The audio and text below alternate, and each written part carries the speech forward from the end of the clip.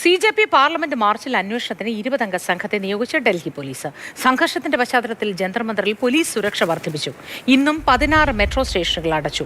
അതിനിടെ സമരത്തിൽ പെൺകുട്ടിയുടെ മുഖത്തടിച്ച north east Delhi ACP Sandeep Lamba IPSനെ സ്ഥലം മാറ്റി. വിദ്യാർത്ഥികൾക്കെതിരായ പോലീസ് നടപടിയിൽ പാർലമെന്റിന്റെ ഇരുസഭകളും ഇന്നും പ്രക്ഷുബ്ധമായേക്കും. അതേസമയം പ്രതിഷേധം അട്ടിമറിക്കാൻ ശ്രമം നടക്കുന്നതായി അഭിജിത് ദീപ്കെ ആരോപിച്ചു. വിഷ്ണുപ്രസാദ് വിവരങ്ങളുമായി ചേർന്നുണ്ട്. വിഷ്ണുപ്രസാദ്, ജന്തർ മന്ദറിൽ ഇന്ന് എങ്ങനെയായിരിക്കും പ്രതിഷേധ പ്രകടനങ്ങളൊക്കെ നടക്കുക? സമരം എങ്ങനെയായിരിക്കും? വിവരങ്ങൾ എന്താണ്?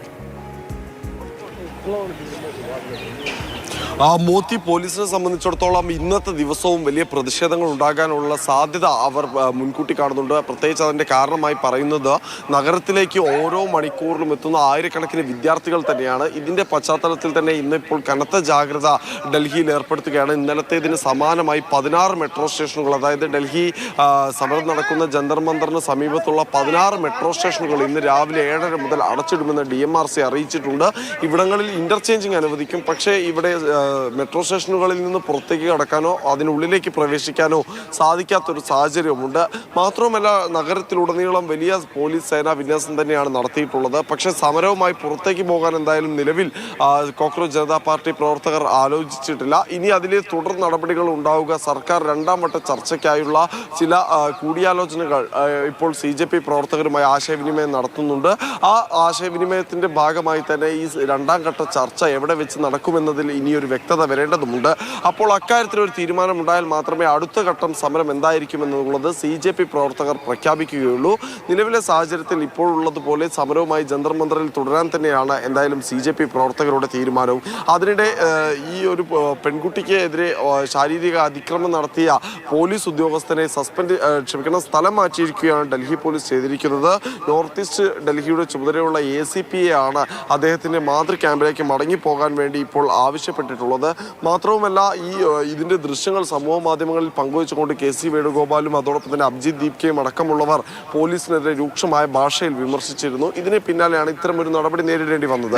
ഇന്നലെ രാത്രി സമരം അട്ടിമറിക്കാനുള്ള ശ്രമമാണ് നടക്കുന്നതെന്ന് CJP അധ്യക്ഷൻ അഭിജിത് ദീപ്കെ പറയുന്നല്ലോ. ഏത് തരത്തിലാണ് ഈ അട്ടിമറി ശ്രമങ്ങൾ എന്നാണ് പറയുന്നത്? മോത്തി, ഇതിന്റെ പ്രധാന കാരണമെന്ന് പറയുന്നത് തീർത്തും സമാധാനപരമായ പ്രതിഷേധത്തിനാണ് CJP ആഹ്വാനം ചെയ്തിരിക്കുന്നതെന്നാണ് അഭിജിത് ദീപ്കെ പറയുന്നത്. പക്ഷെ ആ ആഹ്വാനം മറികടന്നുകൊണ്ട് ഇന്നലെ പോലീസിന് നേരെ കല്ലേറുണ്ടായി എന്നതിൻ്റെ ചില ദൃശ്യങ്ങളടക്കം പുറത്തു വന്നിട്ടുണ്ട്. പോലീസിന്റെ ഭാഗത്തു നിന്നും സമാനമായ ഒരു നടപടി, അല്ലെങ്കിൽ പോലീസിന്റെ ഭാഗത്തു നിന്നും ശാരീരികമായി സമരക്കാരെ നേരിടുന്ന ഒരു നടപടി ഉണ്ടാവുകയും ചെയ്തിട്ടുണ്ട്. സംഘർഷങ്ങളിലേക്ക് ഈ സമരത്തെ കൊണ്ടുപോകുന്നതിന് പിന്നിൽ ചില തൽപര ശക്തികളുണ്ട് എന്നാണ് CJP ആരോപിക്കുന്നത്. അതോടൊപ്പം തന്നെ പോലീസ് യൂണിഫോമിലല്ല ആളുകൾ ഈ പോലീസുകാർക്കിടയിൽ നുഴഞ്ഞു കയറിക്കൊണ്ട് വിദ്യാർത്ഥികളെ മർദ്ദിക്കുന്നതിന്റെ ദൃശ്യങ്ങളും CJP അവരുടെ എക്സ് ഹാൻഡിലുകൾ വഴി പങ്കുവെക്കുകയും ചെയ്തിട്ടുണ്ട്. ഇവർക്ക് യൂണിഫോമോ നെയിം ബോർഡോ ഒന്നുമില്ല. പക്ഷേ എന്നിരുന്നാലും കയ്യിൽ ലാത്തി നൽകി ഇവരെ പറഞ്ഞയക്കുന്നു. അതോടൊപ്പം തന്നെ ഇവർ ഏത് സംഘടനയിൽപ്പെട്ടവരാണെന്നോ അല്ലെങ്കിൽ ഏതിന്റെ ഭാഗമാണെന്നോ അറിയാതെ ഇവരുടെ റീലുകൾ സമൂഹ മാധ്യമങ്ങളിൽ പ്രചരിക്കുകയും ചെയ്യുന്നുണ്ട്. തങ്ങൾക്ക് ലാത്തി ചാർജ് നടത്താൻ ഒരു അവസരം തരൂ എന്ന് ഡൽഹി പോലീസിനോട് ചോദിക്കുന്ന ഫൈബർ ലാത്തിയുമായി നടക്കുന്ന ഇവരുടെ ദൃശ്യങ്ങളും CJP പങ്കുവെക്കുകയും ചെയ്തിട്ടുണ്ട്. ഇത്തരത്തിൽ ഈ സമരം അട്ടിമറിക്കാനുള്ള ശ്രമങ്ങൾ സമരത്തിനിടയിൽ നുഴഞ്ഞു കയറിക്കൊണ്ടും സമരക്കാർക്കിടയിൽ നുഴഞ്ഞു കയറിക്കൊണ്ടും അതോടൊപ്പം തന്നെ പോലീസിന്റെ ഭാഗമായി നിന്നുകൊണ്ടും ഈ സമരത്തെ കൂടുതൽ സംഘർഷവൽക്കരിക്കാനുള്ള ശ്രമങ്ങൾ നടക്കുന്നുണ്ട് എന്നാണ് അഭിജിത് ദീപ്കെ പറഞ്ഞിട്ടുള്ളത്. ഇതിന്റെ പശ്ചാത്തലത്തിൽ തന്നെ പോലീസ് ഇക്കാര്യങ്ങൾ നിരീക്ഷണം ശക്തമാക്കണമെന്നൊരു ആവശ്യം കൂടി ഇപ്പോൾ CJP മുന്നോട്ട് വെക്കുന്നുണ്ട്. എന്തായാലും ജന്തർ മന്ദറിൽ സമാധാനപരമായി സമരം തുടരാൻ തന്നെയാണ് CJP തീരുമാനിക്കുന്നത്. പക്ഷെ അതേസമയം തന്നെ ഒട്ടും സമാധാനപരമായിരിക്കില്ല ഇന്നത്തെ പാർലമെന്റ് സെഷൻ എന്നുകൂടി വേണം നമുക്ക് പ്രതീക്ഷിക്കാൻ. കാരണം ആദ്യ 3 ദിവസം വർഷകാല സമ്മേളനത്തിന്റെ ആദ്യ 3 ദിവസങ്ങളിൽ നമ്മൾ എന്താണോ കണ്ടത് അതിന്റെ തനിയാവർത്തനം തന്നെയായിരിക്കും 4ാം ദിനവും ഉണ്ടാവുക. വിദ്യാർത്ഥികൾക്ക് നേരെ ഉണ്ടായ അതിക്രമം, പോലീസ് നടപടി എന്നിവ ഇന്നും പാർലമെന്റിൽ ഉന്നയിക്കാൻ തന്നെയാണ് പ്രതിപക്ഷ പാർട്ടികളുടെ തീരുമാനം. നേരത്തെ തന്നെ ഈ ഒരു പ്രശ്നവുമായി ബന്ധപ്പെട്ട് ചർച്ചയ്ക്ക് തയ്യാറാണെന്ന് കേന്ദ്ര സർക്കാർ, പ്രത്യേകിച്ച് JP നഡ്ഡ എന്ന കേന്ദ്ര മന്ത്രി തന്നെ അറിയിച്ചതാണ്. പക്ഷെ അതിലും ചില വ്യത്യാസങ്ങളുണ്ട്. കാരണം ഈ ഒരു വിഷയം മാത്രമല്ല, മുൻകാലങ്ങളിലെ പേപ്പർ ലീക്ക് അടക്കമുള്ള വിഷയങ്ങളിൽ എത്ര നേരം വേണമെങ്കിലും ചർച്ചയാകാമെന്നാണ് JP നഡ്ഡ പറഞ്ഞിട്ടുള്ളത്. പക്ഷേ ധർമ്മേന്ദ്ര പ്രധാന്റെ രാജി എന്ന ആവശ്യത്തിലേക്ക് ഉറച്ചു നിൽക്കുകയാണ് ഇപ്പോൾ എന്തായാലും കോൺഗ്രസ് അടക്കമുള്ള പ്രതിപക്ഷ പാർട്ടികളും CJPയും. ശരി, വിഷ്ണുപ്രസാദാണ് വിവരങ്ങൾ നൽകിയത്. പ്രതികരണത്തിലേക്ക്.